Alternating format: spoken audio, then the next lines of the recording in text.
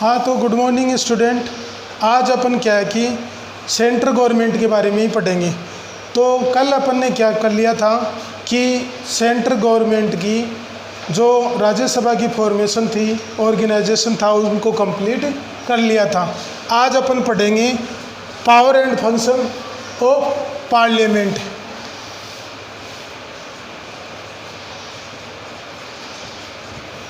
Power and functions, powers and functions of the parliament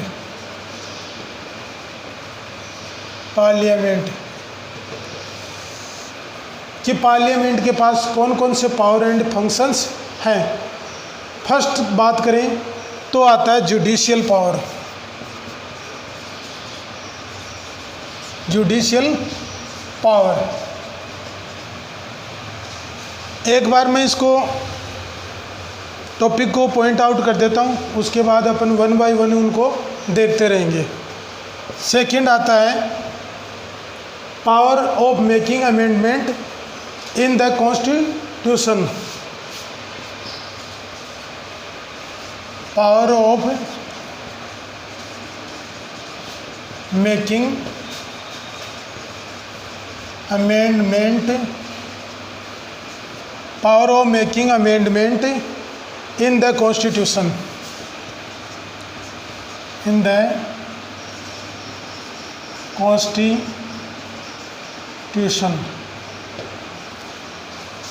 third आता है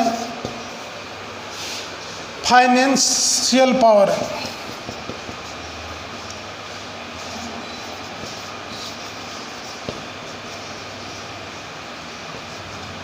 financial power. Fourth आता है financial power हो गया। इसके बाद में फोर्थ आता है administrative power.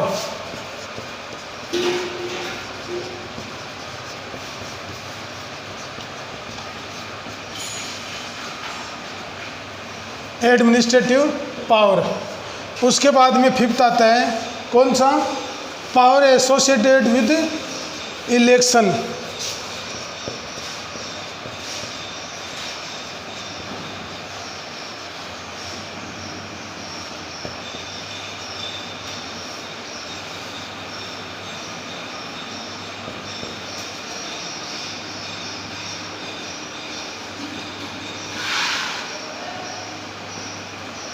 Power associated with election. और लास्ट जो पावर आता है वो आता है other power. Other power, other powers की पार्लियामेंट के पास अदर पावर कौन कौन से होते हैं। फर्स्ट पावर आता है जुडिशियल पावर। सेकंड आता है power of making amendment in the constitution, कि संविधान के अंदर सुधार करने की जो शक्ति होती है वो पार्लियामेंट के पास होती है। थर्ड पावर आता है फाइनेंशियल पावर, वित्तीय शक्ति। फोर्थ पावर आता है एडमिनिस्ट्रेटिव पावर, जिसको अपन बोलते हैं प्रशासनिक शक्ति। इसके बाद में फिफ्थ आता है पावर एसोसिएट विद इलेक्शन, चुनावों के साथ संगठित शक्तियाँ। इनके साथ ही लास्ट जो पावर आता है वो अदर पावर्स, जिसको बोलते हैं अदर पावर्स, अन्य जो शक्तियाँ होती हैं जिनको अपन वन बाय वन देखेंगे। और अब लेते हैं अपन फर्स्ट आता है जुडिशियल पावर। जुडिशियल पावर में क्या क्या होता है। हाँ, तो स्टूडेंट अपन क्या है कि फर्स्ट पावर ले रहे हैं जुडिशियल पावर। जुडिशियल पावर में क्या होता है, देखो, the most important function of the parliament is function of laws for nations welfare. Parliament क्या करती है कि जितने भी राज्य हैं या राष्ट्र हैं उनके कल्याण के लिए वर्क करती है। इसका महत्वपूर्ण वर्क क्या है कि ये राष्ट्र के कल्याण के लिए वर्क करती है, उनके लिए कानून बनाती है। The Parliament has the power to form laws on the subject mention in union list and concurrent list. और इसके साथ ही पार्लियामेंट के पास क्या है कि संघीय सूची और समवर्ती सूची के अंदर क्या है कि कानून बनाने की शक्ति भी इसके पास है। उसके बाद में देखें, although both the Parliament and legislature can make law on the subject mention in concurrent list, और बात करें अपन पार्लियामेंट और विधायिका, ये दोनों क्या करती है कि ये मतलब समवर्ती सूची या जो बोलते हैं अपन कनकर्ड लिस्ट है, इसके ऊपर क्या करती है, कानून बनाती है। But in case of any dispute the laws formed by the parliament will prevail. लेकिन अगर कोई डिस्प्यूट का मैटर आ जाता है या कोई विवाद का मैटर आ जाता है, ऐसा कोई भी इश्यू आ जाता है, तो ऐसी कंडीशन में वर्क कौन करता है, पार्लियामेंट। पार्लियामेंट का वर्क ही मान्य होता है। The parliament can also form laws on residual subject, और पार्लियामेंट है वो अवशिष्ट यानी विशेष सब्जेक्ट के ऊपर भी कानून बना सकती है। फिर से रिपीट करता हूँ कि इसका मोस्ट इम्पोर्टेंट कार्य क्या है कि राष्ट्र के कल्याण के लिए वर्क करती है, राष्ट्र के कल्याण के ऊपर कानून बनाती है। इसके बाद में क्या करती है, जो पार्लियामेंट है ये यूनियन लिस्ट और कनकर्ड लिस्ट इनके ऊपर भी कानून बनाती है। यद्यपि क्या है कि पार्लियामेंट और जो लेजिस्लेचर है ये क्या कर सकती है, कनकर्ड लिस्ट के ऊपर कानून बनाती है। लेकिन क्या है कि कभी कोई डिस्प्यूट का मैटर आ जाता है, कोई डिस्प्यूट का मैटर आ जाता है, कोई विवाद का मैटर आ जाता है, कोई इश्यू आ जाता है, ऐसी कंडीशन में क्या है कि पार्लियामेंट ही वर्क करती है। और इनके बाद में क्या है कि पार्लियामेंट है ये क्या है कि अवशिष्ट सब्जेक्ट या मतलब रेजिडुअल सब्जेक्ट के ऊपर भी कानून बना सकता है। कोई विशेष विषय के ऊपर भी ये कानून बना सकता है। इसके बाद में सेकंड पॉइंट आता है, power of making amendment in the constitution. Power of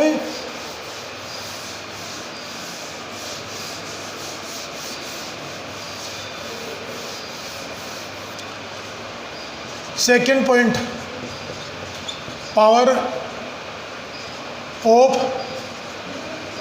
making amendment of the constitution या in the constitution, in the constitution.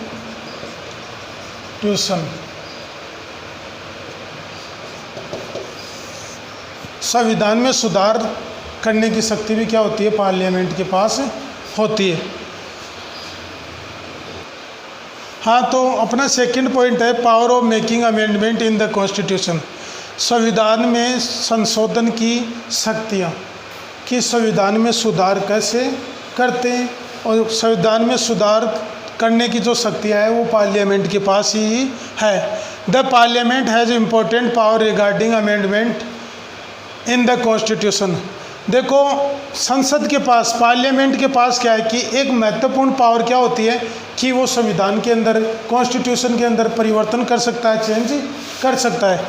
According to the constitution any resolution regarding amendment in the constitution can be presented only in the parliament, not in any state legislature. देखो, संविधान के अनुसार क्या है कि कोई भी प्रस्ताव है इसमें सुधार के लिए मात्र अपन पार्लियामेंट में ही उसको, पार्लियामेंट के अंदर ही क्या कर सकते हैं, उसको रिप्रेजेंट कर सकते हैं, उसको प्रेजेंट कर सकते हैं, न कि राज्य की विधायिका के अंदर। मतलब कहने का मतलब ये है कि इसमें सुधार सिर्फ और सिर्फ कौन करती है, पार्लियामेंट ही इसमें सुधार करती है। Both the houses of the parliament perform the function of making amendment in the constitution. देखो, संसद के दो सदन होते हैं, एक तो लोकसभा होता है और एक राज्यसभा होता है। 2 हाउसेज होते हैं। तो ये मतलब क्या है कि संविधान के अंदर जो सुधार की प्रक्रिया है इसके अंदर क्या है कि परफॉर्म करते हैं, ये भी अपना क्या है कि योगदान देते हैं, पार्टिसिपेट करते हैं। And most of part of the constitution can be amended either through the simple majority और through respective 2/3 majority of both houses. ज़्यादातर केसेज क्या होते हैं, ज़्यादातर केसेज में तो क्या होता है कि सिंपल मेजोरिटी से ही वो क्लियर हो जाते हैं। सिंपल मेजोरिटी एक साधारण बहुमत के द्वारा है उसको क्लियर कर लिया जाता है। लेकिन कुछ केसेज ऐसे आते हैं, कुछ मतलब ऐसे संशोधन है, प्रस्ताव है, सुधार है, कुछ संशोधन ऐसे आते हैं जिसमें 2/3 मेजोरिटी के द्वारा ही उसमें सुधार कर सकते हैं। तो ये अपना सेकंड पॉइंट है जो क्या है कि संविधान के अंदर सुधार की जो प्रक्रिया है वो संसद के पास ही होती है, न कि किसी राज्य की विधायिका के पास होती है। फिर अपना थर्ड पॉइंट आता है फाइनेंशियल पावर।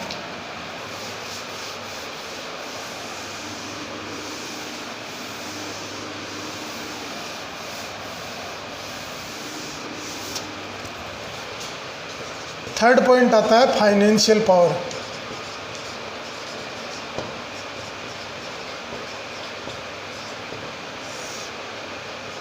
फाइनेंशियल पावर, तो फाइनेंशियल पावर क्या होता है, कौन कौन सी शक्तियाँ होती है संसद के पास, उसको देखते हैं। Financial power, the Parliament has full control upon national wealth and until the finance minister does not get the annual budget passed by the parliament। देखो पार्लियामेंट में क्या होता है, संसद के अंदर पूरा कंट्रोल होता है किसके ऊपर, जो फाइनेंस होता है, जो इनकम होती है, जो खर्चा होता है या इनकम और एक्सपेंडिचर जिसको बोलते हैं, उनके ऊपर पूरा कंट्रोल होता है पार्लियामेंट का। जब तक क्या है कि पार्लियामेंट के द्वारा क्या है कि एनुअल बजट पास नहीं कर दिया जाता, तब तक क्या है कि उसका पूरा कंट्रोल उसके पास होता है। और जब तक इसको पास नहीं कर दिया जाता तब तक क्या है कि इनकम और एक्सपेंडिचर का क्या है कि वर्क भी नहीं कर सकते। इसलिए पहले क्या किया जाता है कि जो बजट है इसको पास किया जाता है, उसके बाद में क्या किया जाता है, कार्य किया जाता है, जिससे इनकम होती है या जिसके अंदर खर्चा होता है, ये सारा वर्क बाद में किया जाता है। पहले क्या है कि उसको बजट पास किया जाता है जो पार्लियामेंट से होता है। इसके बाद में अगला पॉइंट आता है अपना एडमिनिस्ट्रेटिव पावर। फोर्थ का पॉइंट आता है administrative power.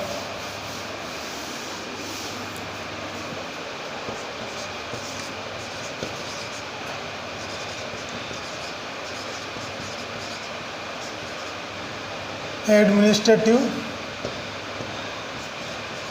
Power, administrative power, administrative power को बोलते हैं अपन प्रशासनिक शक्तियाँ। तो आगे देखते हैं अपने एडमिनिस्ट्रेटिव पावर।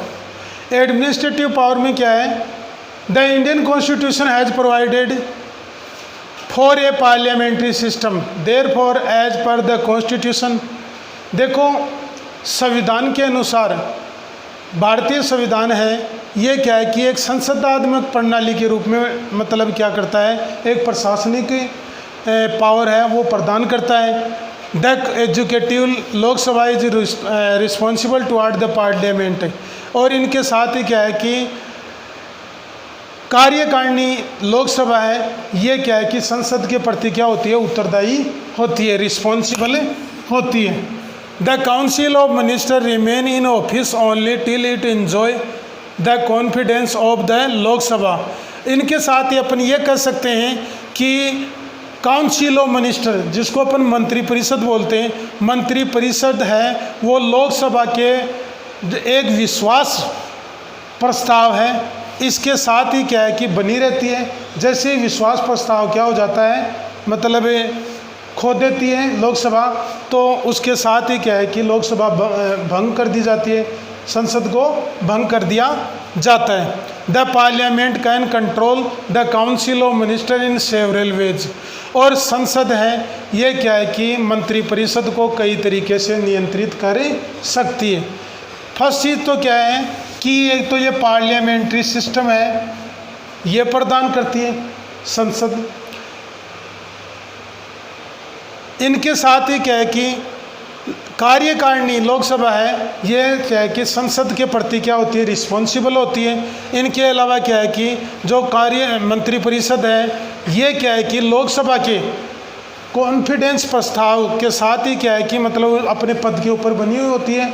अगर जैसे ही क्या है कि अपना कॉन्फिडेंस जो संसद खो देती है या जो लोकसभा अपना कॉन्फिडेंस खो देती है, तो उसके साथ ही क्या किया जाता है, उसको सस्पेंडेड कर दिया जाता है, उनको डिसॉल्व कर दिया जाता है।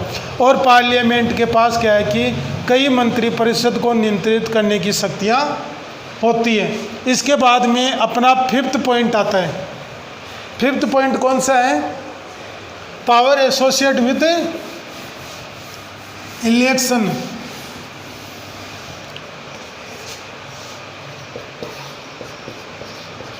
Power associated with election. Power associated with election, तो इसमें चुनावों के साथ क्या है कि संगठित शक्तियाँ कौन कौन सी होती है संसद के पास। तो अपना 5th पावर है पावर एसोसिएटेड विद इलेक्शन, चुनाव के साथ संगठित शक्ति। तो चुनाव के साथ कौन कौन सी संगठित शक्तियाँ होती है पार्लियामेंट के पास। Section 54 provide the Parliament various power related with election. देखो सेक्शन 54 है, ये पार्लियामेंट को कुछ क्या है कि इलेक्शन के साथ जो शक्तियां हैं या इलेक्शन से संबंधित शक्तियां हैं वो प्रदान करती है। The elected member of both houses of the parliament are part of the election committee form for the election of the president. इसके साथ ही क्या है कि पार्लियामेंट के दोनों सदनों के इलेक्ट जो मेंबर्स होते हैं, ये क्या करते हैं कि राष्ट्रपति के चुनाव के लिए या राष्ट्रपति की जो चुनाव करवाने के रूप में कमेटी का निर्माण करते हैं या राष्ट्रपति का चुनाव करते हैं। According to section 66 the member of the both houses of parliament elect the vice president. तो इसके साथ ही क्या है कि 66 सेक्शन के अनुसार क्या है कि दोनों सदन, पार्लियामेंट के दोनों सदन हैं, वो उपराष्ट्रपति की नियुक्ति भी करते हैं, उपराष्ट्रपति को भी चुनते हैं, उनके निर्वाचन प्रक्रिया में भी भाग लेते हैं और राष्ट्रपति के निर्वाचन प्रक्रिया में भी भाग लेते हैं। इसके बाद में अपना आता है 6 का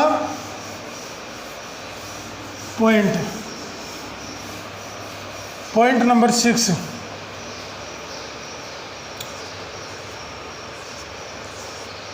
अदर पावर।